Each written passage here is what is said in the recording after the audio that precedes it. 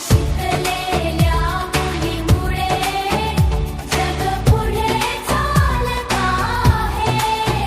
सावित्रीच्या त्यागामुळेच स्वप्न पूर्ण होत आहे. शिक्षक, डॉक्टर, अधिकारी, शास्त्रज्ञ बनलो आम्ही. तुझ्याच मुळे ओळख मिळाली, अभिमान वाटतो माई. घरोघरी ज्ञानाचा दिवा आपण सगळे लावूया. सावित्रीचा हा पवित्र वारसा पुढे रे आपण नेऊया. समता, ममता, बंधुता मनात जपून ठेवू.